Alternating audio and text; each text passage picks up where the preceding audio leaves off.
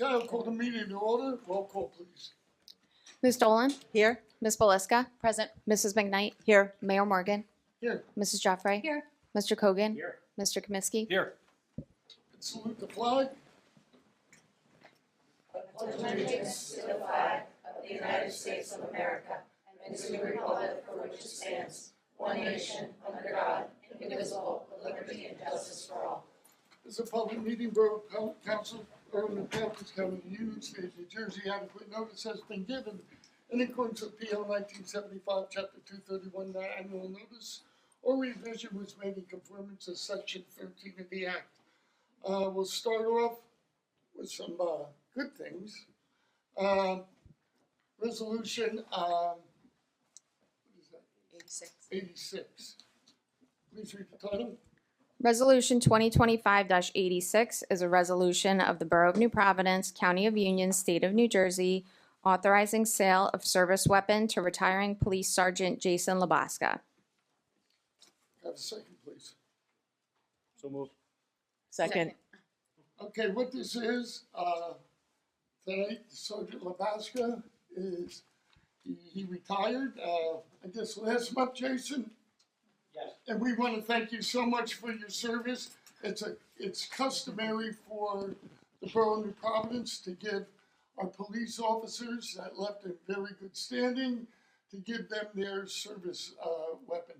So thank you for all your service, Jason, and good luck in the future. You always have a family here, I think you know that. Thank you.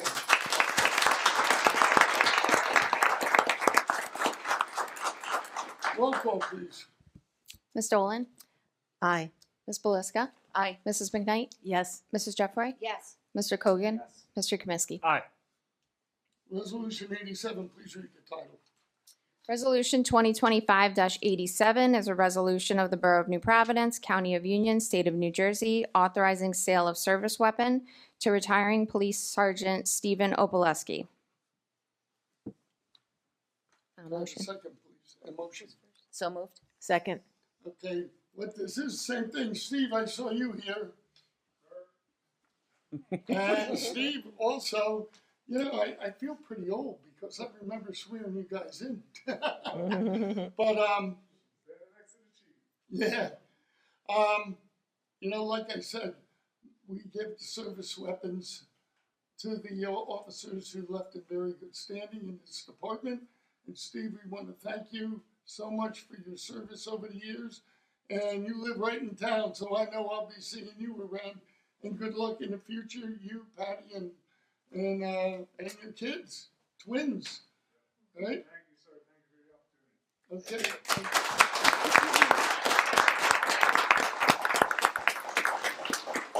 Roll call, please. Ms. Dolan? Aye. Ms. Belisca? Aye. Mrs. McKnight? Yes. Mrs. Jeffrey? Yes. Mr. Kogan? Yes. Mr. Kaminsky? Aye. Resolution 88, please read the title. Resolution 2025-88 is a resolution appointing David Rodriguez to Sergeant in the Police Department of the Borough of New Providence.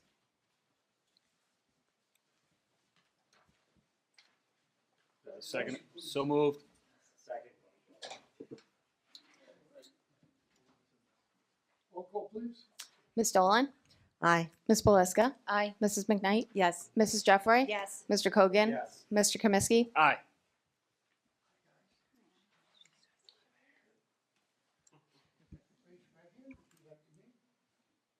I, David Rodriguez, I, David Rodriguez, do solemnly swear do solemnly swear that I will support that I will support the Constitution of the United the States Constitution of the United and States the Constitution and the Constitution of the State of New Jersey, of the State of New Jersey, that I will bear true faith that I will bear true faith and allegiance to the same and allegiance to the and same to the governments established and to the governments established in the United States in the United States and in this state, and in this state, under the authority of the people, under the authority of the people, and that I will faithfully, and that I will faithfully, impartially, impartially, and justly perform and justly perform all the duties of police sergeant all the duties of police sergeant according to the best of my ability. according to the best of my ability.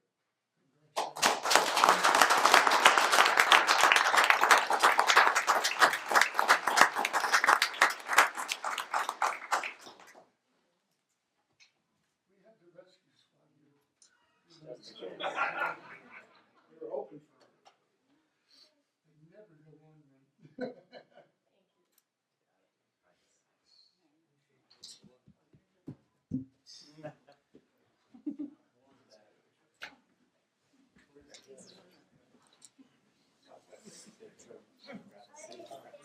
Congratulations, well deserved, congratulations. Congratulations.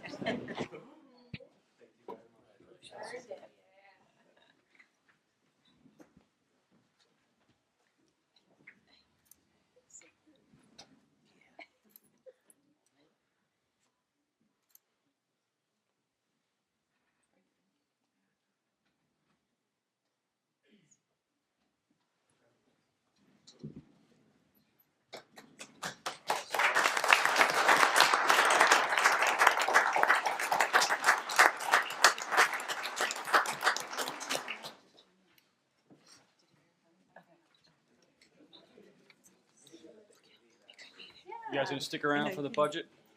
This is the best part. Yeah, I know you guys have other plans. What would be more fun than this? Oh, you don't want to hear the budget presentation? Come on. We just go to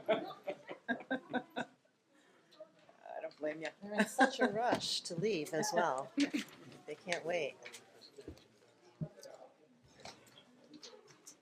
I just feel lonely. How you feeling? We'll just give you the, the royalty. 2 months. Let's go fly.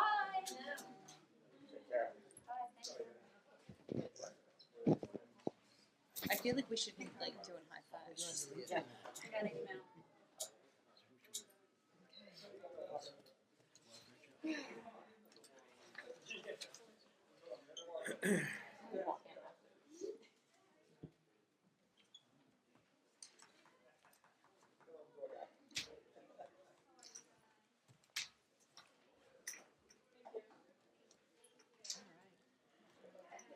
That was fun while it lasted. What happened? Yeah. What'd you say? Something sad. Something we said? Okay, I need approval of minutes of March 11th, please. So moved. All in favor? Yes. Aye. Aye. March 18th, So moved. Second. all in favor? Aye. No, so be it. Okay, JCP&L, public hearings for the infrastructure investment program. And I think we all know what that is. That means a rate increase coming. Deborah Ruddy, overnight parking on Gales Drive. I know the chief has replied to Ms. Ruddy, and I think we all know, we discussed this many times, that overnight parking has been prohibited for decades here, and mostly due to public safety concerns. New Jersey, Verizon New Jersey filing payment of property taxes, and you know, they talking about personal property taxes, and I think we'll have to look at this, Paul, if you could look at this, because this is concerning to me. Okay. New Providence Fire Department.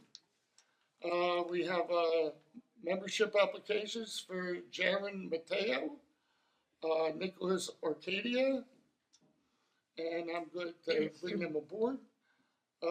Board of Adjustment hearing for Klein, 16 Klein Place, County of Union Engineering about the mosquito control, and that's all we have for correspondence. Any comments? Seeing none, we'll go to council business. Just clarify real quick. Yes. So just for Paul, the Verizon PT10 is related to landlines. Yes, Yeah, So the right of way. so people aren't keeping landlines as much. So if it drops below a certain percentage, then 51%. so you're going to send them a notice to validate that. Well, when you say validate that, it's taking a position different than their position. Okay. Yeah, I got the impression that we were just going to ask them to prove that it Well, got, That's what which they we do. do. Yeah, we are asking them to submit, we will be asking them to submit proof. my understanding is, and our tax attorneys in the office followed this much closer than I did, but they filled me in. This has been going on between Verizon and Hopewell for years, and Verizon has lost at every level, including most recently at the Supreme Court level.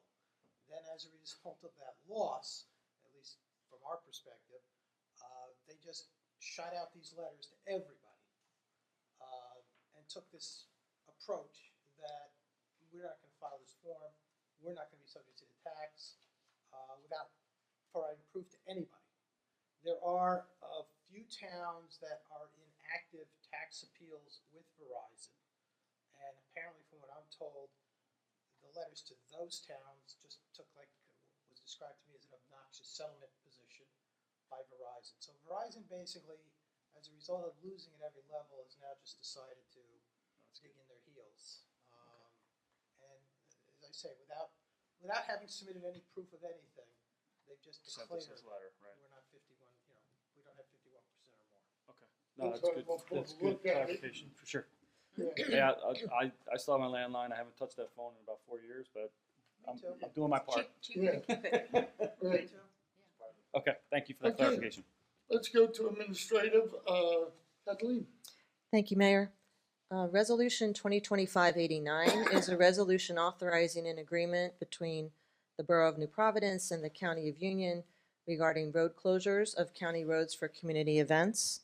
And this will cover the road closures of Springfield for the Memorial Day Parade, the Independence Day celebration, the Fall Festival, and then for South Street for the Holiday Festival. The next is Resolution 2025-90. This is a resolution authorizing an agreement between the Borough of New Providence, County of Union, and Goat Tote for distribution of reusable bags. We are entering into an agreement with the County of Union and Goat Tote for recycling of reusable bags. And if you don't know, and you have extra reusable bags, you can drop them off right in the entrance to the rec department. We take them, and that's part of this recycling activity. Thank you. Who is public order? Me. Okay, well, you do 91. Did it get did it get pulled or no? Okay. Resolution 91 is a resolution authorizing the agreement between the Borough of New Providence and Dennis J. Foles for public art sculptures. So we have 2 new sculptures that we're going to be adding to. I don't have the name of it right in front of me. Sorry. Give me 1 second. The 2 sculptures is Seafoam Resting Spot and Yellow. Yellow is like a little tower that's going to be placed over by the community gardens and the Historical Society's property. And Seafoam is going to be placed in Harmony Park. They're actually pretty nice sculptures to be added to our collection. Where's the other one going? It's called Harmony Park, which Across is... from No, not LLP. that one, the other one. You said by the community garden? Yeah, the Historical Oh, by Society. Historical Society. In the back by the community gardens. By the salt box. Is it gonna go in my plot? No, no, it's on the other side of the. Okay. It's a pizza. It's on the other side of the road. on the other Well, you'll have something nice to look at while you're picking all those Tomatoes. tomatoes. Yeah. Okay, Nadine, 92. Thank you. Of course, I put them in the thing. Resolution 92 is a resolution approving request of the New Providence Mental Health Advocacy and Education Committee to participate in community events during the calendar year 2025. Specifically, this is really just related to Mental Health Awareness Month. So like we've been talking about for maybe the last 2 months, we have teamed up with several other towns, and we're making this a spectacular event. So we just wanted to talk through a couple of those things, even though we've talked about them already, but we're going to talk about them in a little bit more detail this evening. The first one, I don't know if you can see on your attachment, at the bottom there is a picture of a banner. Actually, I also have it on my phone, if you guys want to see that. The first thing we're going to be doing, all of the towns are going to be participating in this. We're going to be putting out a banner on Springfield Avenue. Now, I know we haven't done this in a while, and what's difficult about this is that it requires county approval, but one of the towns we're working with, Berkeley Heights, their mayor, Angie Devaney, has volunteered to take care of that part for us. Well, So- it's worse than that. We don't have the brackets to hang it. We're looking to use the county poles, and the county poles have the brackets for it. So that's what we're looking to do. Also, one of the hurdles that we've had in the past is related to funding. This banner is being purchased for all of the towns who are participating by the Kimberly Ann Wilson Foundation. So it is of no cost to us. Again, for a reminder, the towns who are participating: New Providence, Berkeley Heights, Summit.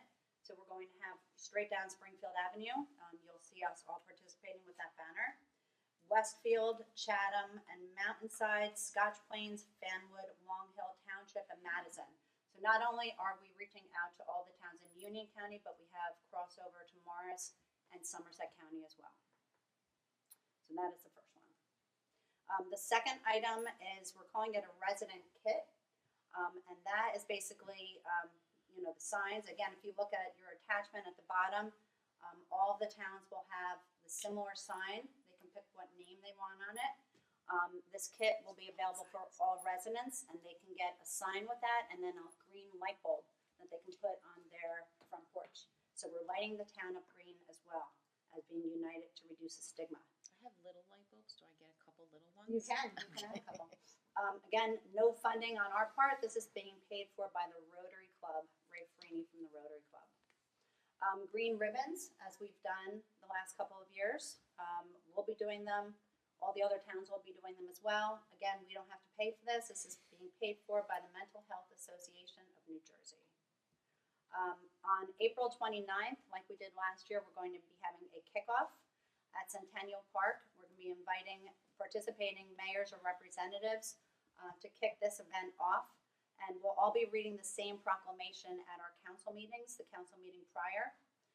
Also at our meeting that night, we'll be presenting awards for our school children who are doing a poster contest. That's down a little bit.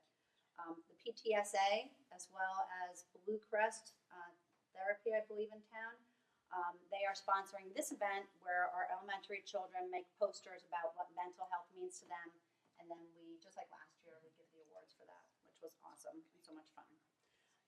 The last thing on the list from the program that all the towns are doing is Paint the Town Green. So if you remember, we went to many of the businesses, and they painted ribbons or inspirational messages of green, as well as we were able to turn the light screen over at Adams Shopping Center, the light screen over at Harley's. I believe we're looking to get the light screen at Palos. So again, bigger and better, and we're very excited about it. Just New Providence specific, we're going to be putting a request to hang the vertical banners. There's one at Centennial Park and one at Veterans Park. We'll be putting information up on the electronic bulletin board. The kids will be chalking the walk like they did before on Walk to School Day. We're going to leave out chalk, and they're going to write inspirational messages. Green Ribbon Day, I can't remember somebody's paying for that as well. So all teachers, staffs, and students in the schools will get green ribbons to wear for the day. Again, anything to start the conversation to reduce the stigma. Borough employees, and we have ours from last year. And last but not least, this group would like to walk in the Memorial Day Parade, which is the end of May. So that is the conclusion of the month. And that's really it. We'll be doing some social media posts and, of course, publicity, because if we pull this event off, it's going to be a great one. Okay, great. Does anybody have any questions? Nope. Okay, Diane, community activities. Scrolling. Thank you, Mayor. Resolution 2025-93 is a salary resolution, and it's just approving seasonal employees for the rec department to assist with classes, camps, and baseball instruction. Okay. Alex, engineering. Thank you, Mayor. Resolution 2025-94, resolution accepting the proposal of Colliers Engineering Design, Inc. for professional services related to the high school traffic circulation. So this approves a traffic impact study to evaluate the impact of the existing traffic at the middle school, high school, and the surrounding street system to review the layout of the site and traffic circulation, that it is conducted to efficient operation, and the preparation of 2 plans that we'll get to improve the circulation around the existing roadway network. So this was led by the borough and Chief Hennon Sergeant Diamond. Colliers is going to do this study. As we all know, Primrose School is coming.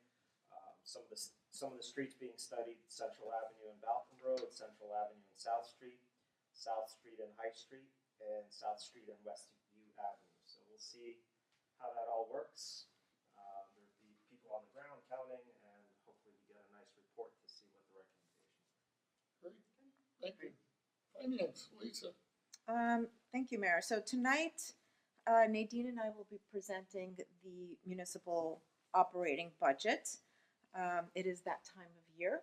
Oh, joy. Been working on it for a long time, and it's finally here. I'm sure Jim is happy about that.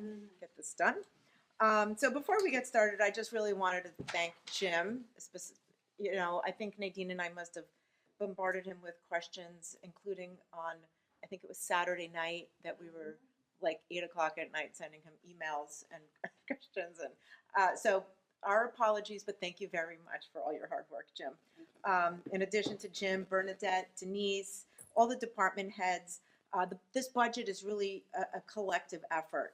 They have spent a lot of time going through each line item with great attention to detail, careful decision making, and really our staff here is the reason why we're in such good shape. I really have to say that. I mean, just the attention to detail that they give every line item is incredible. Before we start, I just really kind of wanted to comment a little bit on our current economic challenges, because that kind of plays into what we're dealing with this year. So as we know, right, we're experiencing some unprecedented high levels of inflation. We have slightly reduced but still elevated interest rates. We have an unsteady economic market, and costs really have increased across the board. You see that at home, you see it when you go to the supermarket. It's the same thing here in the borough. Because of this, Bernadette and our municipal team took a deep dive into the expenditures. They examined everything with a fresh perspective to make the budget as lean as possible. There was really nothing much left to cut, you know, without reducing services or compromising our infrastructure. Our philosophy is long-term, okay? So we pride ourselves on prudent and careful financial planning. We need both the short term, which is the annual operating budget, but also we have a long-term perspective and how things will be affected down the road. Tonight is just an introduction to the budget. What we do is we allow time for the public to review before the adoption. We introduce it tonight, and then we make the budget available.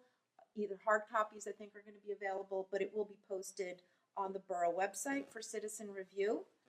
The public hearing and adoption of the budget will be a month from now, April 29th. So you have up until that time to review it and ask questions. So we'll start with the first slide, the annual budget process. The timeline really starts in November and goes all the way to April. As noted, the CFO, the borough administrator, all the department heads provide their input. The CFO prepares a draft that's reviewed and adjusted several times, I might add, based on meetings with Nadine and I, who are the finance committee. The components of the budget are the operating budget, which includes, it's really, the operating budget is what allows us to pay the bills, basically. We turn on the lights, we pay our employees. It's funded primarily through our municipal taxes. Some other revenues include licenses, charges for services, and there's other smaller revenue sources. The other component of the budget is the capital budget. This funds major improvements to the borough and our infrastructure. Examples would include the police renovation that we're looking at, the DPW the DPW buildings, facilities. It includes paving roads and special equipment for our fire department and DPW. The capital budget takes a longer term view, okay? It's important to keep in mind that the capital budget requires bond ordinances. We're not going to be doing that tonight. We're going to just be focusing on the operating budget. We'll be presenting the capital budget sometime in May, June timeframe. Okay, the next slide is our goals. And really all the decisions that we make here are centered around what our goals are. And everything comes back to these goals. Our goals include demonstrating fiscal responsibility and sound financial planning. An example of this would be maintaining our AAA bond rating. We've successfully maintained that AAA bond rating for a while.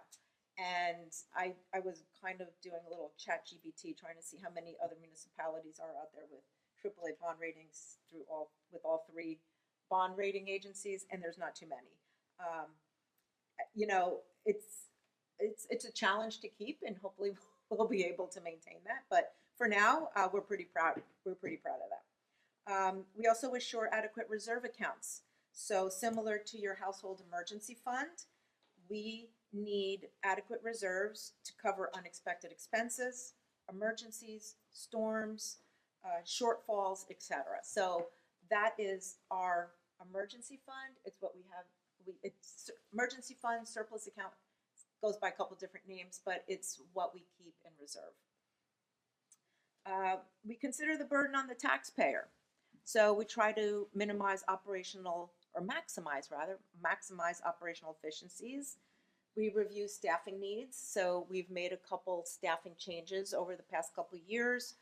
We've had some retirements. We've not replaced maybe all the people that we might, or we've added people in certain areas, but that is something that Bernadette really has her finger on that pulse.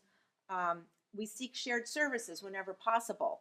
What does this mean? It means that we look to see where the borough is going to benefit with shared services. We don't just automatically jump into something because, oh, it's going to automatically mean that we're saving money. That might not necessarily be the case.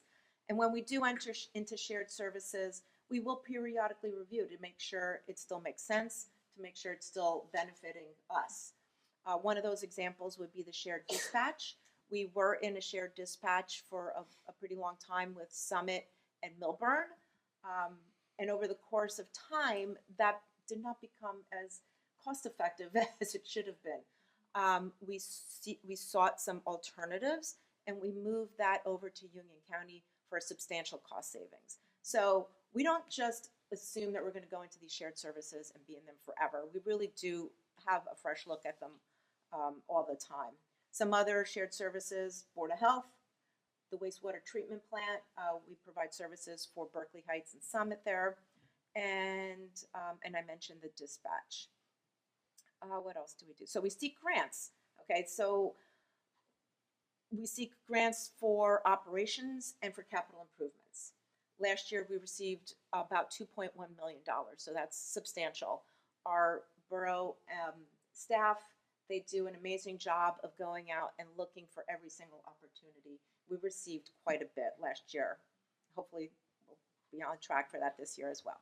And we're mindful of the tax impact on taxpayers. So we consider the impact of current decisions on future budgets. We aim for affordable, steady increases, ensuring manageable and predictable budget increases. So what we're looking to do is, you know, in my job as in investments, right, we look to diversify portfolios to reduce volatility. And that's the same thing we're doing here. So we're opting to have small increases every year versus a big tax savings one year and a big jump in taxes maybe the following year. So we kind of want to reduce that yo-yo and that volatility with predictable small increases. And lastly, of course, we want to deliver high level of service to our residents. That's the ultimate goal as well.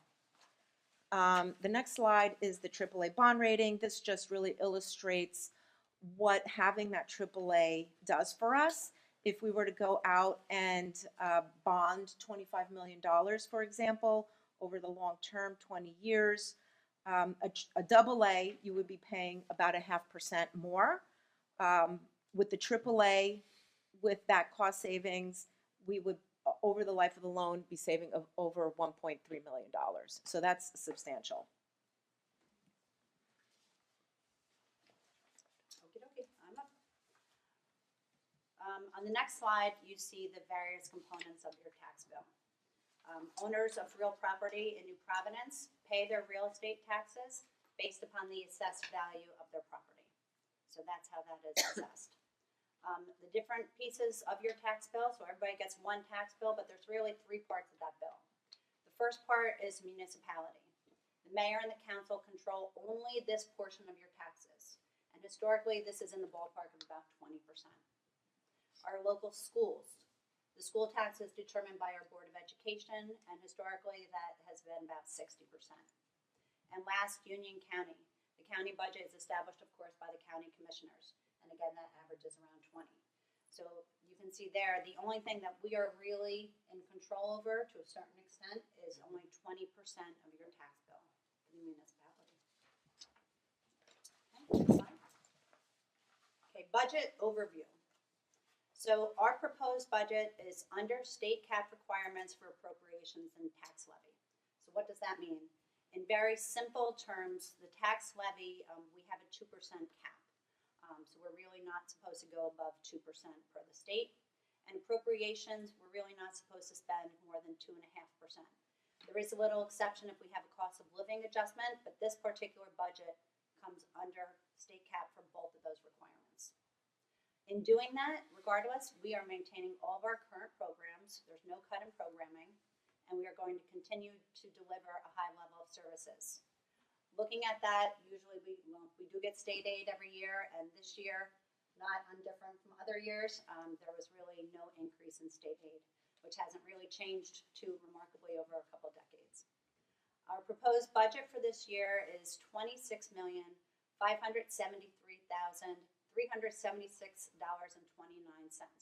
So this equates to an increase of your municipal tax of 1.97%. That comes out to $87 per year, or roughly $7.25 per month on the average assessed home in New Providence. So the next slide is going to take that breakdown just a little bit further for you. Just so you know, the average home market value, when we talk about that, the average market value is $790,462. So that's what we're talking about when we're saying average. Again, as I said on the last slide, municipal portion of that, I added together the municipal plus municipal open space. We have to save a little money for open space per the state, and that is exactly what it's for if we're maintaining open space. Comes out to about 20.78%. We pay for the library, that's 1.61%. It ends up being a wash. Money comes in, money goes out for the library. Union County also does some open space, but the two pieces together come to 17.94%, and the Board of Education this year is coming in at 59.67%. So an average amount of tax of about $16,355.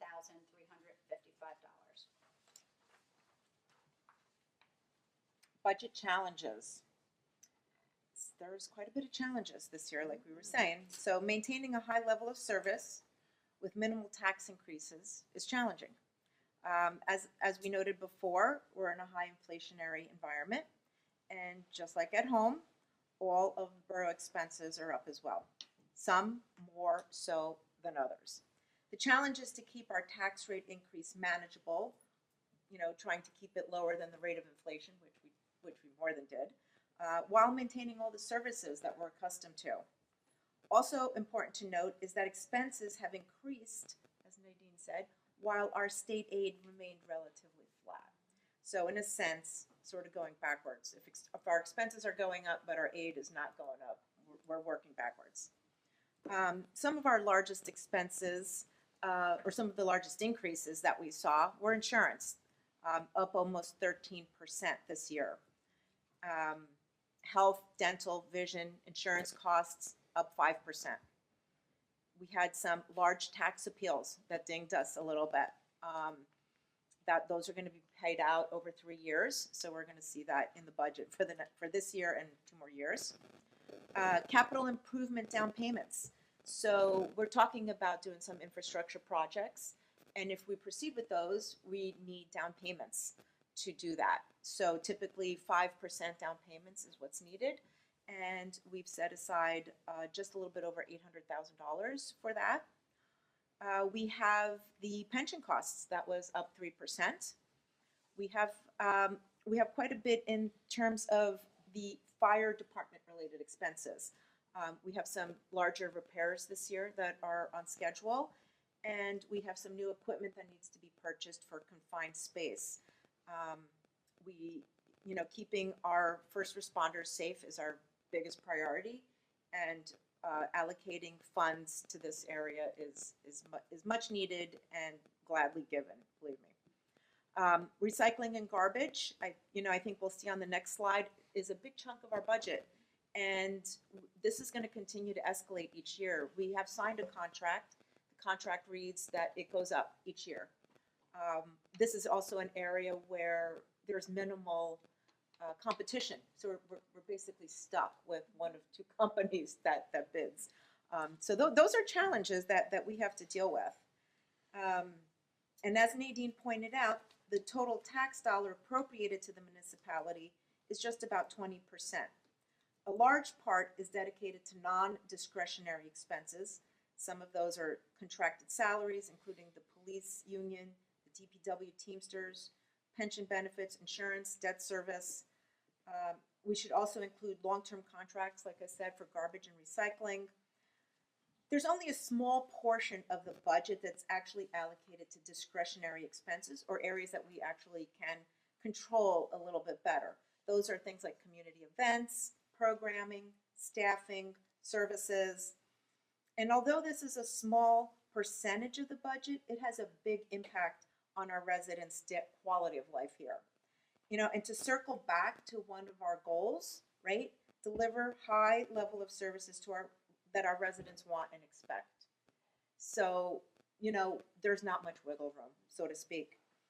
And for this reason, it's difficult to achieve a 0% increase.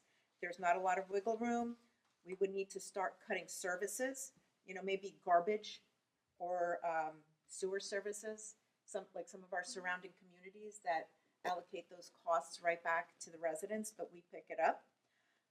We could use some of our surplus for operations. That would lower taxes a bit, but it would be a temporary one, and it would be a short-term fix. The following year, we would be right back in the same position, and maybe even worse because we would have to make up the shortfall that we borrowed from the prior year. So we try to avoid this. And again, circling back to the goals, we consider the impact of current decisions on future budgets. Those are challenges. Slide 8 shows the actual appropriations. You can see that, and this is the 20% of your tax bill. This is where it goes. The largest impact is public safety, pensions, and a little bit towards debt service. Some of the smaller percentages, community activities, 2%. That's where we get all our programming, all our pickleball lessons, all that fun stuff that we don't want to cut out. You can see garbage collection and recycling is 5% of the budget, 1.4 million. That's substantial for a small town like ours. And so, yeah, that pretty much gives a clear picture of that. Okay, so I'll move back for revenues. As you can see on this pie chart here, the majority of our revenues come in from municipal taxes. That's 61%. We have the fund balance is $4.6 million. This is what Lisa was just talking about when she was talking about the surplus, the rainy day fund, etc. In very simple terms, a fund balance is the difference between a municipality's assets and liabilities. It is the amount of unexpended funds that a municipality will have on hand for the next fiscal year. This is a critical element of having very prudent budgeting and really takes care of us in the event of unexpected revenue loss, huge unexpected expenses come in. So this is what keeps us safe and on the correct budget path. If you also look at this, we have 10% of other revenues is dedicated, $2.7 million. That would be like your licensing, construction in our shared services agreements that we have that Lisa was just talking about. That comes in under that 10%. Don't forget the cat licenses. And the cat licenses, Thank you. 1,300. Dogs are separated. They come under regular licenses because part of the money goes to the state, which is one of our research questions. Library, like we talked about, that's money in and out, $1.3 million. That flat state aid at 1.3. And then you see that little piece for grants, it's $294,000 right now, but as the year goes on, we hope for that to grow as last year. We can't realize grants until the award letter is received. So we have a lot of grants out there, we're hoping the awards come in, and every time, if you remember from our other council meetings, when we do get grants, we have to say, amending the budget to add blah, blah, blah, blah. So hopefully that $294,000 will grow. Except for that slide. And then now we're on to our capital budget. So as we mentioned before, the capital budget funds major improvements to borough facilities and infrastructure. We prioritize needs. When we talk about what our capital budget's about, what is it that we need in the borough? Not what is it that we want in the borough? Needs over wants. Budgeting at this level allows for projects to be amortized across their useful life, rather than just putting all that expense in 1 year. That would cripple people. It allows the residents who are utilizing these projects in the future year to pay their share. So, the police department is going to spread out over many years. So residents who will just be joining the borough will be paying their share towards the new police department. It supports capital projects through multiple funding sources, including bonds, grants, and cash. Again, as Lisa pointed out, we'll be talking about that in more detail probably at the end of May and June, but that's just a preview for that. And this budget process really allows us to take care of our aging infrastructure. For those of you who watched our presentation last week on the Public Works building, that's aging tremendously. So this kind of budgeting really allows us to take care of what is needed, continuously investing in our borough and our infrastructure. With that said, our 2025 capital projects. We are committed to remaining fiscally responsible while doing this, however. It's, again, only pursuing what is needed and not wanted. The proposed budget for capital this year is $16,153,651 of a capital improvement plan. The projects will continuously be reviewed to make sure they still make sense. So even though we'll look at it on a case-by-case basis, and we'll make sure that the proper financing goes along with each and every one of those to make sure it's prudently done. And just so you know, if you're looking at projects going on around town right now, those capital projects were previously allocated in prior year appropriations. That has nothing to do with this year's existing budget. Last slide is some of the proposed projects. We felt that we couldn't just, drop the $16.1 million capital improvement plan in here and not explain what some of these projects might entail. So some of the bigger ones are the police department renovation. We have seen presentations on that. We know there's definitely a need there. It's long overdue. Department of Public Works building renovations is also in the works. We had a session last week and a presentation by Keith for the DPW buildings. In addition to those two large projects, we're just the usual, right? Which road resurfacing, road upgrades, pieces of screens and pumps and whatnot for all that stuff that Alex talks about for our wastewater treatment plant. Like I mentioned before, we are allocating some more dollars this year to our fire department and repairs that they need both to the building and to their equipment, and purchasing some new equipment for them as well. So just a reminder, these capital projects, this is a plan. The proposed projects must be approved through a bond ordinance. So approving this operating budget that we're talking about tonight doesn't automatically approve these proposed projects. So just keep that in mind. And that wraps it up. Okay, at this time, does council have any questions? Just want to make a comment. Thank you. That was excellent. One thing I want to point out, I see on social media quite a bit people posting articles about comparing what towns are paying for taxes. And I know Jim's always garbage recycling and the sewer system is included in our tax bill. Yeah. So you're not comparing apples to apples. So sometimes New Providence is below. I think you had it on the slide, but just there's something I've seen recently all over.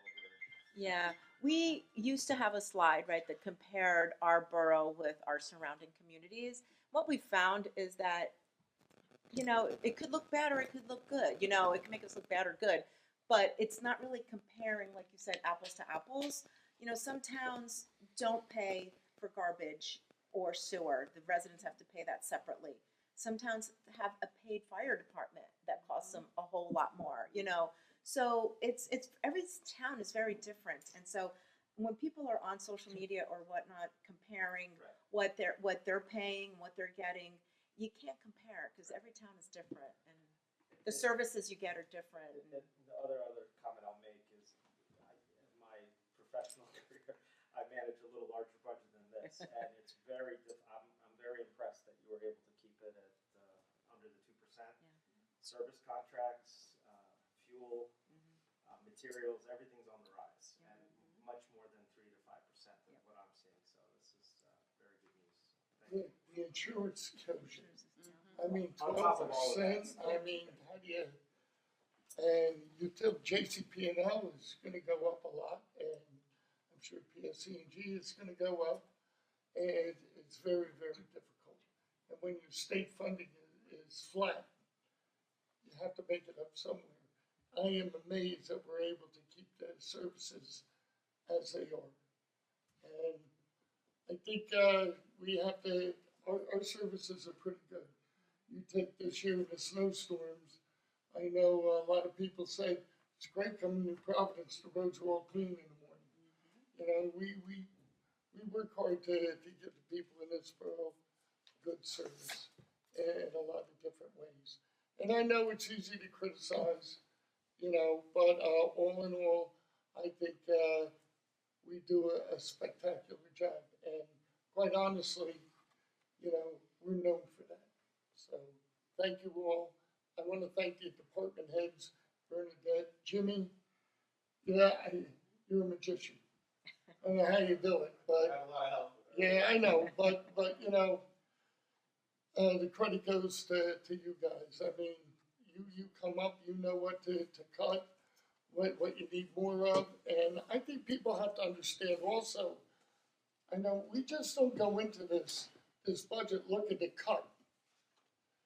There's places where we have to add, and you know, yeah, we can cut one place and transfer money into a place where it's needed more, and you know, it's a show game a lot of years, but you know what?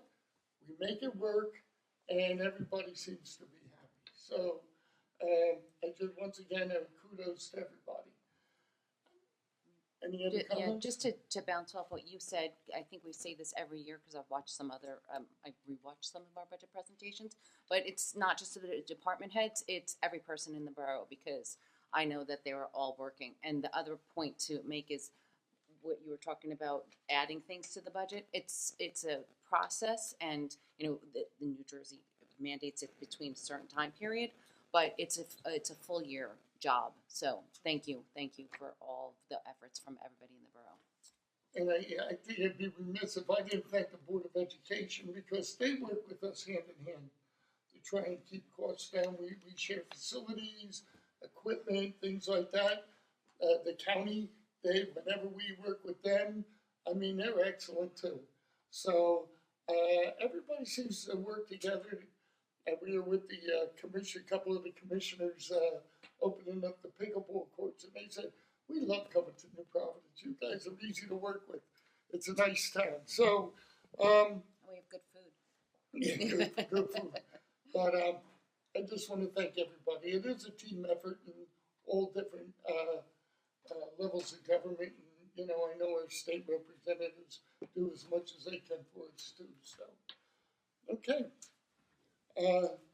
At this point, I'm going to let the public speak about the budget. Any questions? I have the prerogative to do what I do. Any questions from the public on the budget? Budget only? Seeing no one, I declare it closed. Okay, move on. All right, so we'll keep going with finance. We're going to introduce ordinance 2025-05, calendar year 2025 ordinance to exceed the municipal budget appropriation limits and to establish a cap bank, NJSA 40A 4-45.14. This ordinance allows for the 2025 municipal budget, I tripped over that word, to exceed 1% of the 2024 budget and establishes a cap bank for funds not appropriated as part of the final budget up to 3.5%. We'll move on to resolution 2025-95 is a resolution approving introduction of the 2025 municipal operating budget and establishing a hearing date. The hearing of the budget and tax resolution will be held here at the municipal building on April 29th, 2025 at 7:30 p.m., at which time and place discussions regarding the budget and tax resolution for the year 2025 may be represented by taxpayers or other interested persons. Resolution 2025-96 is a resolution approving introduction of Downtown Improvement District, the SID 2025 budget, and establishing a hearing date. Do we have a hearing date on Same it? date. Same date, April 29th. Okay, good. At 7:30. At 7:30. Resolution 2025-97 is a resolution authorizing payment of attached bills payable list in the amount of $397,315.70.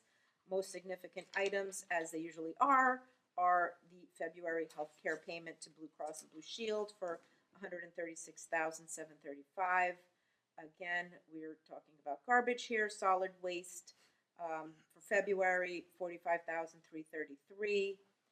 First quarter dispatch services to Union County, $40,591.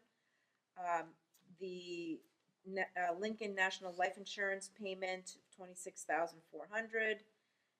February solid waste disposal, $18,201, and the annual website subscription to Civic Plus for $14,131.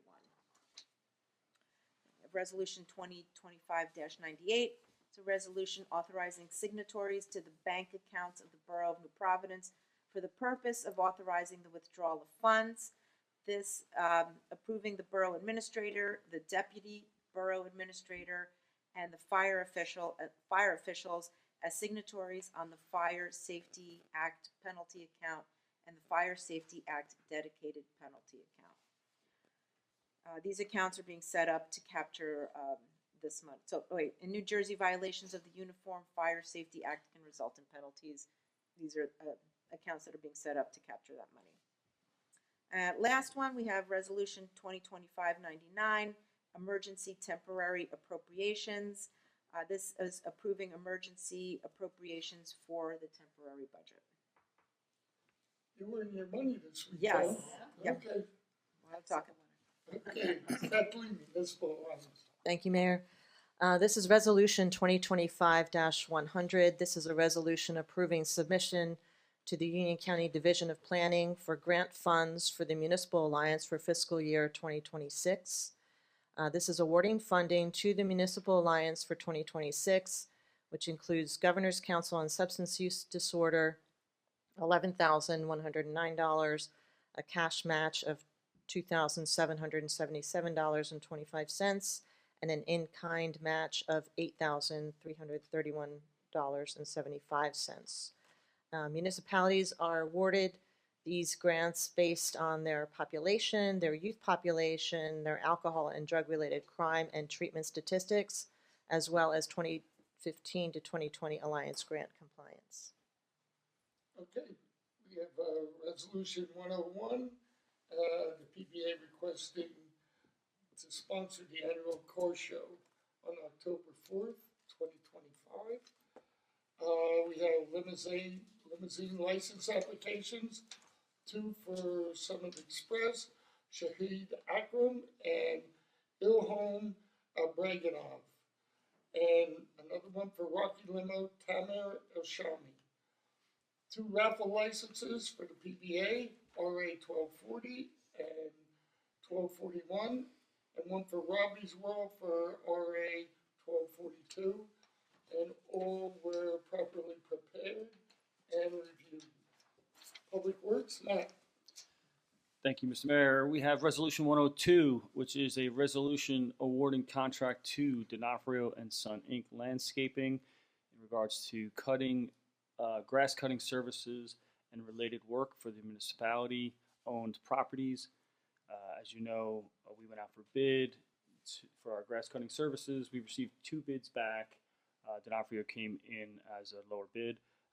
As I mentioned in the previous meeting when we went out for bid, we did 2 bids. We did a bid and an alternate bid. The alternate bid was for some smaller parcels of land throughout the borough, and we wanted to determine how much that would cost and whether or not it would be cost benefit for us to do that ourselves, which turns out it is. So there's another opportunity that Bernadette saw where we can save some money to the taxpayers.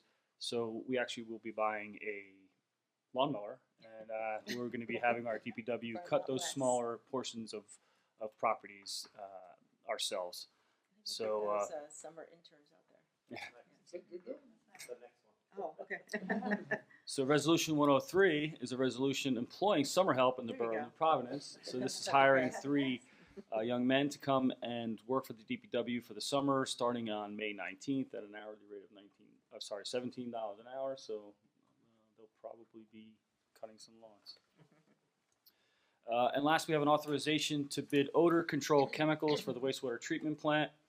This relates to a chemical called bioxide, which is used to treat high levels of hydrogen sulfide in our wastewater. We had a contract for a company to provide the bioxide. That contract is expiring. So this is an authorization to go out to bid for a new contract. This bioxide, what it does is it reduces the odor in the wastewater treatment. And if anybody's played soccer or softball or baseball or lacrosse down at Oakwood Park, you are very happy that we use this bioxide treatment now because it does reduce the odor from the wastewater treatment plant. And it also helps reduce the corrosion, right, to our sewer system as well, which is also extremely important. Yeah, they really had a problem. As you know, the force main goes through Summit to the joint meeting, and down by Orchard Street, they had a real problem with odor, and we're paying for part of that, so that's in our contract. Okay, committee reports. We had a lot of holidays this past month, and I'd like to recognize our Hindu community, which is holy, and I know last year was it you and I got painted up pretty good, right, Alex? So, of course, Irish community, St. Pat's, which they said I had a good time. But yeah, Italian community, St. Joseph's Day, right? And it was Greek Independence Day today. So that's great. I had the opportunity, which is my favorite thing to do during the year, is to talk to 3rd graders. And it's just great. And you know, the Board of Ed put civics back into the curriculum. In fact, the state did. It was out for a few years. And I always think it's so important for children to understand how and why things work the way they do. And even when you're on council and mayor, you'll learn how things work. But it changes all the time. But it's good for them to know the basics and understand that volunteering for your community is so important in being a part of it. So I'll just read one of them, and I'll pass these down. You guys can read some of these because there's some real classics. Dear Mayor Morgan, thank you very much for using your time to be with us instead of having to go to meetings. Thank you so much for everything you taught us about local government. My favorite part of your visit was it says becoming deputy mayors and staying up until 12 a.m. So what I do every year, I deputize the kids, and I say a little oath, and I say you deputy mayors until midnight. So I tell you, they're just a blast, and hopefully they get something out of it. I mean, they ask you questions like, what's your favorite color? Pioneer green, you know, but yeah, it's all good, and it's a lot of fun, and I hope the state, you know, puts more civics in the curriculum, especially in the high school, because that's where they really start getting involved. So How do you use both schools, the Roberts and Sullivan? I was only asked by Mrs. Drexinger? Drexinger? No, Roberts, Robert's son? Robert. Oh, Third grade? oh, that's bad. Lynn Kowalski. Oh, Mrs. Yeah, Kowalski. in fact, Oh, Lynn, man, I love Miss Kowalski. Yeah. but We had her. My kids she, love it. all my kids had her. Yeah. And so she's wonderful, and she's asked me year after year after year. So it's just terrific. I wonder how many of I love those kids actually take advantage, like that one in the letter that says, "Mom, I'm the deputy mayor. I go to bed when I feel like it." That's such a 12:01. Oh boy! Time for bed. You're no longer the I mayor. love Yeah. the, Yeah. and the red, white, and blue. Oh yeah, I love the they're Eagles. great. Yeah.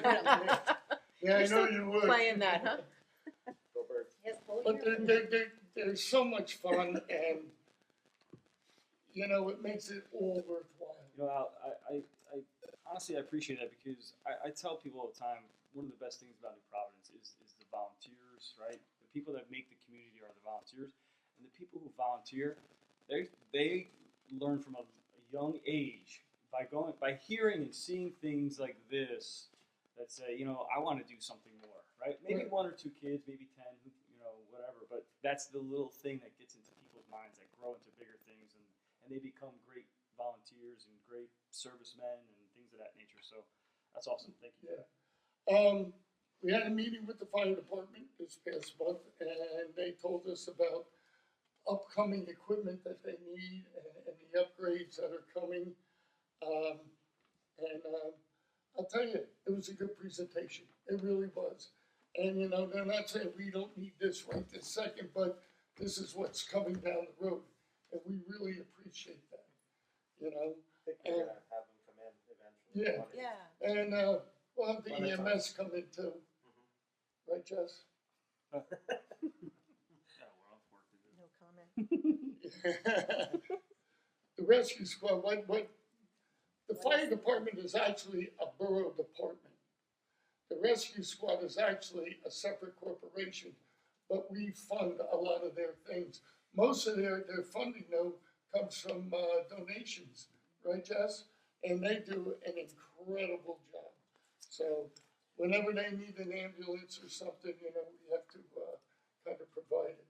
Just a comment on Yeah. the fire department meeting, as you said, Yeah. was great. I think Lisa and I learned the definite, you know, people say, oh, we have a fire truck. Well, yes, we have a fire truck, but there's many definitions and different Right. types of fire trucks. That was very informative. Like, I had no idea. right. One of the things that came up with is that they have a larger fire truck, and with the new condos coming in and things like that, they actually need smaller fire trucks More maneuverable, yeah. so they can get around. So, you know, you learn something all the time, and you learn that you have to adapt all the time. So, the other thing, I have a chat with the mayor next Friday, the 4th. 6:30 to 8. So we'll switch it around. Matt, I'm gonna put you on the spot first. Committee reports. Oh, I was like, I thought you were going to tell me I was going to do chat with the mayor. I'm like, wait, You can do that too. I was like, we do that already, though. All right. So, public art. We met with Arlene, councilperson Kathleen Dolan, and myself. Arlene is running the art committee. And we learned a little bit about what she has done over the years. And you know, there's a lot of art sculptures, and there's also some art projects throughout the borough, which are pretty neat. And I encourage people to stop into the rec center and talk to Arlene about.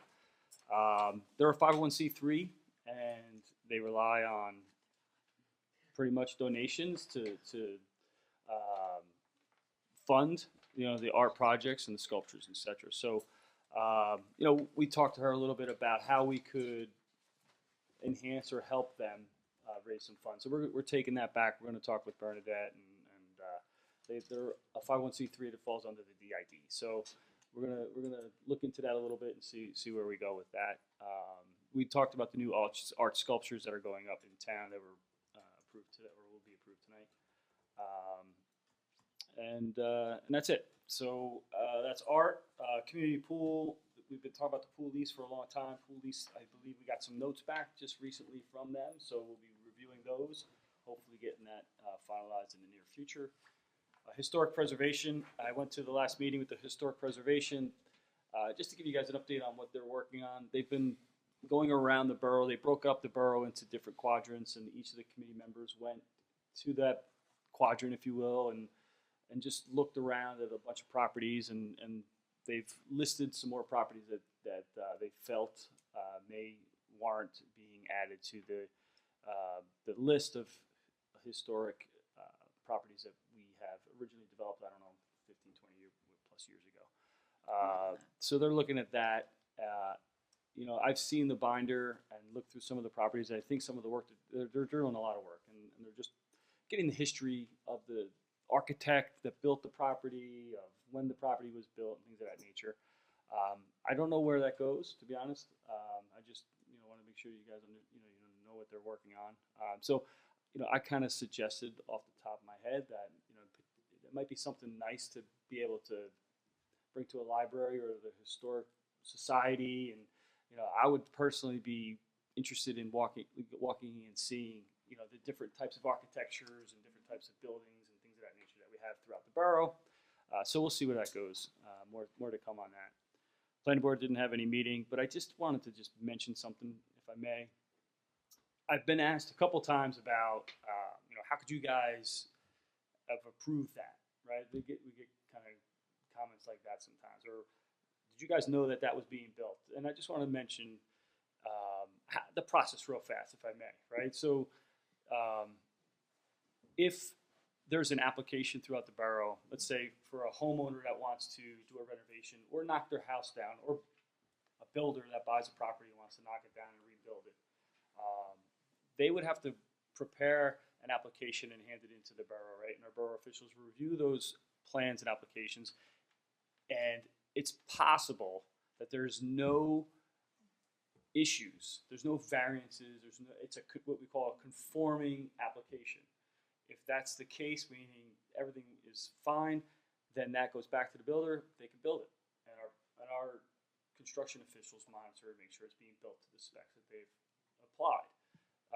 If something comes in that is what we call non-conforming, meaning they may need a variance, let's say, for example, if the house wants to expand the footprint of the house, and that's going to be less than 40 feet from the curb or less than 40 feet from the rear property, they need a variance because our ordinances state that those are the requirements. We have those requirements because we want people to build to the recommendations of our planners, of our planning board, of our master plan, things of that nature. So we have all these ordinances in place to make sure that all of this is being built responsibly. Sometimes, like I said, if there's a non-conforming, there's an application, they'll kick it back and say, you need a variance. So that means that you need to go to a board, whether it's the planning board or whether it's the zoning board, and that you're going to present to those boards that application. And that board is going to determine whether or not they're going to grant you a variance. So if there's something that's, you may drive down the road and you say, how could they allow that house to be built that's so close to the property line? Well, that application went to the board, maybe it's the zoning board in that case, and they presented their plan, the zoning board heard their plan, and every application stands on its own, right? So everything can be different. could be, maybe they back to the woods, so it's okay that they let them go back, or whatever. Every application stands on its own, so one application is precedent over another. So that being said, if that application is approved, they build, and the construction officials make sure that they build it to those specs, okay? And the reason I just want to mention that is because the next part that I really wanted, and the reason why I mentioned it is because I really want the public to understand that when we see something like we saw today, that we get notice that there's an application that's going to happen to the zoning board. Pay attention to that. If you're a neighbor, or if you're even a public and you're interested in seeing what's going on, go to those meetings. Show up to those meetings, ask questions, review the plans, because the board only gets the information from the people that are in the room, right? So if you're a neighbor and you come in and you go, how, my neighbor just built this big house, and that's not fair. How did they allow that? Well, if you were within 200 feet, I believe, of the property, you got a notification. We have them. They come up here on our agenda every time that something's going to the board. So pay attention, show up. I say all the time, our planning board meetings are the best meetings when we have public input. So when we have a lot of people show up and they ask a lot of questions, that helps us. That helps the planning board, ask more questions and design, or help the application conform to what they think or perceive the public is concerned about. So pay attention. That's my big speech for tonight. But if you're a neighbor, if you're a concerned citizen, pay attention and show up to those meetings and ask good questions, because you'll help drive the results, and that's important. I've heard the same thing. What people have to understand is that a lot of this town was built in the 50s, in the 60s, in the 70s. A whole lot in the 50s and 60s. This is a baby boomer town. Like, my parents came, they grew up in Summit, and they moved to New Providence after my father got out of World War II. I take care of my classmates. The same thing. They were all from Millburn, Summit, over on the eastern part, and they came to New Providence, Berkeley Heights, Long Hill. It's cheaper to live here. They were small houses, and things change. People want different things. Over where I grew up on Edgewood Avenue and Crescent and Birch and Vista, you go over there, those small houses, they've all been knocked down. They're big now. Now, if you have a smaller house, you're the oddball. So, I hate to say it's progress. People come up to me, why can't it be like it used to be? It's never going to be the way it used to be, unfortunately. I just want to say, not all applications, right, are non-conforming. Not all, just because the house that's being built is bigger than the house that was there, doesn't necessarily mean that somebody approved something that I've asked a couple of questions on a few houses that went up, and they were like, there was absolutely no variances needed, right? And just like you said, the houses, or some of these houses are very old, and families are bigger. Everything's bigger these days. We have more things, and we need more room and space, and I get and when I filed to expand my house, funny thing, my neighbor across the street came to the meeting, and I was doing the application on my own. I didn't hire an architect. I didn't have a lawyer, and I was concerned that my neighbor was going to derail my project. And I was just expanding, and I literally needed the side setback. So it was going at like 2 feet, right? And my neighbor, original owner, bought his house from, 1950 something. He came up and he said, I'm so happy to see a young family move into that house and want to expand it. I've seen a lot of people buy their houses, turn around, sell them for profits and do nothing. So I support this project. I was so shocked. I was, it was nice to have a neighbor support. So I'm not saying, it is nice to have both, right? So if you have a neighbor that comes in and supports your project, great. If you're a neighbor and you think that project's going to adversely affect you in any way, come into the meeting and ask questions is all I'm saying. And I just wanted to mention one last thing real quick, and on a separate subject, I wanted to congratulate Kat Pazdera and the girls basketball team, Group 1 champions. That truly is an amazing accomplishment for that team, and we're blessed to have Cap and his He's won a lot of championships. And he's also a volunteer fireman. And he's also a I mentioned this when I had a car crash into my house. He was there, and at 1:30 to 3:30 in the morning, I said, "Do you have a game tomorrow?" He said, "Yeah, 12:30." I said, "Go home." He's like, "No, I'm gonna hang out." He's younger than we are. He's a great guy, but congratulations to the girls. And Yeah, we'll have a proclamation. yeah, I think that's great. I know Mr. Lynch and Debbie are very concise on building applications. Nothing gets past you guys, so. Nope. Yep. The variances that Matt refers to, those are the bulk standards. Right. And they have to apply to all the properties. Everyone has the same opportunity to invest in there. You know, they could have, that could be their goal. Right. So you see the homes changing on Crescent. That's our vision for the future of that street, is that's the size home that fits on those size properties, so. Yep. That's how it's supposed to happen. Okay. Just want Alex. to correct one thing. Councilman Kaminsky said the best meetings were planning board meetings. I think Keith is the only one that can break the tie. I think the zoning board meetings were much better. I said the best I meetings know they're longer. at Planner or at Planner means when the public But attended. to your point, and Keith can attest to this, at least on the zoning board, getting the neighbor input is key. There were so many times our decision was swayed just by what the community told us. You know, we were sometimes want to say no, community's like, no, this helps. A lot of times you have a lot of angry neighbors come in. Once they kind of get an explanation and a couple adjustments are made, Keith suggests a lot of those. Everybody walks away and can't wait for the block party. So It does help when they show up. It does. Pro It or does. con, you're right. So to your point, Matt, you're right. We see these on paper and people are asking us all the time, but we do take everyone's input very seriously. Nothing to report on my end other than sustainability meeting tomorrow. I have a lot of updates, but I've always wanted to say this. I want to yield my time to my constituents over to the right that can talk about communication and all the other committees I'm part of. Okay. Nadine. Thank you, Mayor. Historical Society. So Councilwoman Bliska and I just went to the Historical Society. She actually went. It was the first in-person meeting that In we've 5 had years. in 5 years. Unfortunately, I was still on the Zoom, wasn't able to attend. Lots of stuff going on with the Historical Society. They're working on the Saltbox Museum. There's a lot of work with painting and floors, and then they talk about how they're going to put everything back.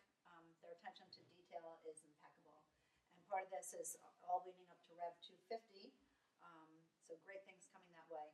Plus, we're at membership drive time. So if anybody is a member, you should have gotten your turkey tracts in the mail. So please renew your membership. As Councilwoman Bliska says, it also makes a great gift for friends. So join the Historical Society. Easter, Passover, Mother's Day, Father's Day. And to your point, Matt, when you were talking about the different architecture, one thing that they are thinking about reviving is house tours, where they had like walking tours of different houses and different things, and that would allow you to see the different architecture. Line up. So a lot of great things coming. They have the dinner coming up. There's a lot of things coming on with the Historical Society. I think we'll have another meeting before the dinner. But we will have another meeting before then, so stay tuned on that. Also with Councilwoman Bliska, we're very excited to talk tonight about our Older Adult Services Committee. As you guys know, this is a brand new committee, and the purpose of that committee is to really more actively engage our older residents and just make sure, that they realize that we are liaisons for them and we are here for them. We will be going over to the Barabash Manor on April 4th. They're always excited to see us. I think we're making it into like a tea or something like that, which will be nice. We will be attending some of the meetings at the DeCorso Center on some Wednesdays and Thursdays. And last but not least, we are very hopeful to get up to Lantern Hill. Several residents up there have really expressed interest in having us come up. We are having some challenges getting in there, but we will overcome those, and we will be up with our Lantern Hill residents very soon. Did I leave anything out? No, it's April 10th is the Historical Society Oh, okay. dinner, and it's usually at Vintage Tavern, Yeah. like 6 o'clock. It's early. So, but But that's it, so stay tuned for the older adult services, and we look forward to meeting with our residents very soon. Lisa. I think that I'm talked out. And so Nadine covered mental health. I don't know if you noticed the trees in Centennial Park look really nice. They trimmed them. So that's the only thing I have to say. Okay. There you go. It's my turn to talk. So, communications, I'm going to say go to the source, newprov.us, and also don't forget to register for Notify Me to receive any notifications. Councilman Comiskey, Kogan, and myself had a very productive meeting last week, communications with Bernadette and Cindy. We discussed the communications plan, which, although it's a living document, which we love to say, it is formally going to be 5 years because it's a 5-year plan. So we're updating that and looking at the communication SOP. Some of the items we discussed were social media, branding, NPTV, and digital newsletters, the potential for those things. So there's a lot in the works. Borough has their homework. We have our homework. So a lot of hopefully good things coming up. We also intend to look at some pieces of the website, especially the council advisory committees. So that's coming. So that's, a lot of progress going on there. Community activities, the Wellness Challenge wrapped up or is wrapping up. And thank you to everyone who participated. I think there's 2 events this week. There's on Thursday. It's just look at their Facebook page. It's on there. There's space available in some of the summer camps and some of their programs, and there are also spring break camps. So if anybody has kids who are interested in those, go to the website. The fishing derby is May 3rd. Registration is via Community Pass. The Police Academy summer camp was also on Facebook. You can also register there. Saturday, March 29th, 10 to noon is the NP Cleanup Day. So it's the New Providence Recreation in conjunction with our NP Council Advisory Committee, the Sustainability Committee. We're going to clean up a couple parks. You can register on Community Pass. And in lieu of coffee with council for the month of March, we will be at the parks helping with the cleanup. So I thought that was a good use of our time, and we'll be around if anybody wants to talk to us. Council will also be at Chat with the Mayor, which Al mentioned, on April 4th. And our next Coffee with Council will be Saturday, April 12th during Municipal Government Week. So that's all that stuff. We did have a Revolution 250 meeting, which was very, very productive. There's another one in April. It's a fantastic group of people. Hopefully at our next couple council meetings, we will have a logo, a mission statement, goals, and potential events for council to review. So it's really going well, I think. Teaser, one goal is to have every group in town become aware of the 250th anniversary of the USA, and celebrate our country, county, and community. Made that up. Another teaser that we have, one of our logos is Connect with Our Past, Celebrate Today, and Inspire Our Future. And further to the little pieces of parcels of land that we were talking about, the DPW mowing, one idea for beautification that different council people have been bouncing around, and you just mentioned it too the other day, wildflowers. So maybe we can try to plant some wildflowers on some of these parcels. So I know that Bernadette and Ralph had gone around and looked at all the parcels, and maybe that will decrease our expenses in the future. I was trying to think of not only helping the bees and the the wild pollinators. I didn't want to say butterflies. So, but we will probably need volunteers for that too. So, pollinator gardens. Downtown Improvement District. We saw the budget in our information. I believe that there are 2 more principal payments. The bylaws have been updated, and we're waiting for the final version. The sunset clause has been extended, and the wording has been included to have the DID sunset every 10 years, so that there is an onus on the board of the DID to constantly review and to remain active with the DID, which is just a benefit for all because it helps our downtown. Board of Ed, you talked about the girls, and March is Youth Art Month, and there will be artwork hanging in the rec hallway. So to tie in also what Matt said, you can go see some of the artwork, the permanent indoor Displays. thank you. I'm like, what's the word? Displays, artwork, and what's there. And then also there will be artwork from the youth of our community. We had done it a couple years ago. Actually, my son helped me during COVID, running around to all the businesses and hanging them in the businesses. But this year we thought, come to the recreations department. Our recreation department's working with our school district. Like you said, we have very good relationship. So it's going to be in the hallways. That's it. Okay, Kathleen? Wow, bringing up the rear.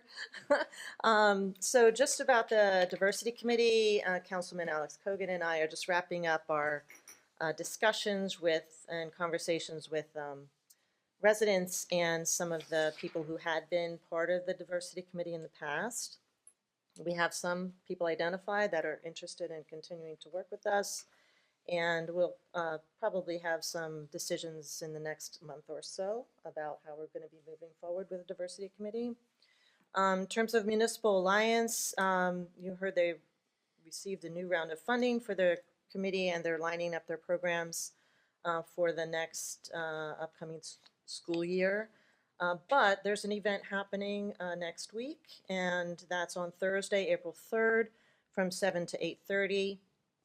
It's a new session for local parents of elementary school children. It's called Supporting Kids' Big Emotions, Understanding Behavior and Self-Regulation. So it's going to be led by Rachel Hennis, who has done some of the other parent workshops, and it's going to be at the Saltbrook School Media Center.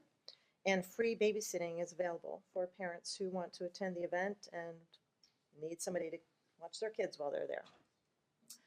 And then I just wanted to say two things. Number one, thank you so much. I very much appreciate all the conversations and support that I got with respect to trying to understand the budget. This is my first year, obviously, on council, and looking at it in such detail. Acronyms was just the easiest part probably to understand, and I still have some questions about things, but the presentation was really good, and I think having attended council meetings in the past where we've been hearing about the budget, there was a much more level of detail and helpful information from the public's perspective. So I'm just thankful that you guys did such a great job on it, and all the work that you put in was much appreciated. And also in terms of meetings to attend, I think we should also try to get people to come to the council meetings more often. I mean, I know we have people that attend through the video, and that's great. But also having people here just to listen and be able to ask questions is really important too. So looking forward to the local government week coming up, where we're going to be out and about and doing all kinds of other things the week of April 7th, right? Yeah, we have a council meeting that week. Right. And so anyway, that's it for me. Okay, Thank great. One thing I did mention, which is I think it's 56 years that the Lions Club has done the Easter egg hunt. on April 12th. With real eggs. And with real eggs, we cook 2,500 eggs. It starts at 9:30, and it's probably over by 9:35. So be there on time. Explain. Yeah.